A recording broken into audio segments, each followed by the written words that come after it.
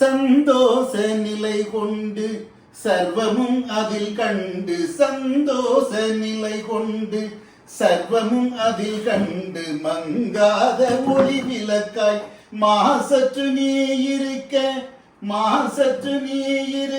நோய் தீர்க்கும் மருந்தாக அம்மாவின் ஆசியுடன் நற்பேரும் நற்புகழும் நல்வாழ்வும் வளமும் கற்பக திருவருளின் துணை கொண்டு பல்லாண்டு நீ வாழ்க நீ வாழ்க நீ வாழ்க.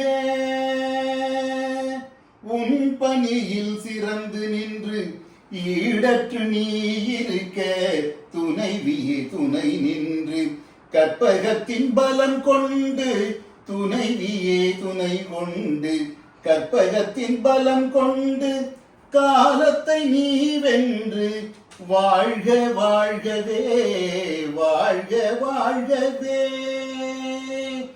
எளியோரும் வலியோரும் வரிந்து கட்டி வாழ்த்து கூற விண்ணவரின் ஆசியினால் மன்னவனாய் நீ வாழ விண்ணவரின் ஆசியினால் மன்னவனாய் நீ வாழ்க வாழ்கவே வாழ்க வாழ்கவே பல்லாண்டு நீ வாழ்க வாழ்கவே.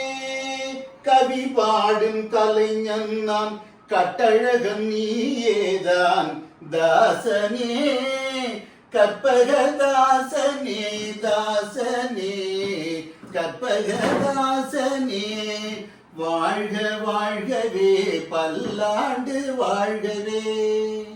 ரொம்ப ரொம்ப ரொம்ப அழகாக இருக்கு. ஆனால் இந்த கட்டழகன் யார் அவனை தான் நான் தேடின்னு இருக்கேங்க. இவ்வளோ அழகாக பரவாயில்ல, அது ரொம்ப அருமையான வார்த்தைகளாக இருக்கு. ஐயோ இது எல்லாமே உண்மையாக எவ்வளோ சூப்பராக இருக்குல்ல. ரொம்ப ஃபஸ்ட் கிளாஸாக நம்ம சுப்பிரமணிய சிவாச்சாரியார் ஒரு குரலும் பிரமாதமாக இருக்குது, கவி திறனும் அபூர்வமாக இருக்குது. எவ்வளோ அழகாக இருக்கால. கற்பனை கொஞ்சம் போய் சேர்க்கணுமா ஆனால் இருக்கா இவ்வளோ சேர்க்கணுமான்னு தெரியல. Thank you thank you thank you. நெய்யாடு அப்படியே ஆயுள் ஆரோக்கியத்தோடு ஐஸ்வர்யத்தோடு அமைதியாக ஆனந்தமாக இருக்கும். உலகமே ஆனந்தமாக இருக்கும். அதுதான் அடியனுடைய பிரார்த்தனை. என்னுடைய பிறந்தநாள் அன்னைக்கு உலகத்திற்கே நான் சொல்லும் ஒரே வார்த்தை, எல்லாரும் அமைதியாக இருங்கோ, அன்பாக இருங்கோ. அன்பை தவிர வேறு எதுவுமே அன்பில் சிறந்த தவம் இல்லை.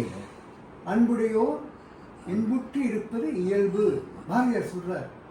அன்பாக இருந்தானா நீ சந்தோஷமாக தான் இருக்கும். எல்லாரும் எனக்கு எப்படி டாக்டர் சிரிச்சுட்டே இருக்கீங்க அப்படியே வளர்ச்சியாக இருக்கீங்கன்னா ஒரே ஆன்சர் இதுதான். மற்றவங்க மேலே செகமெண்ட்டுக்கு மேலே அன்பாக இருங்க, வரமற்றதான் அன்பாக இருங்க, வேறு ஒன்றுமே வேண்டாம். அன்பேசினோம் அன்பேசினோம் அன்பேசி. நன்றி. ரொம்ப அழகாக இருக்கு. ரொம்ப அழகாக இருக்கு. ரொம்ப அழகாக இருக்கு. நன்றி. காலையில் தான்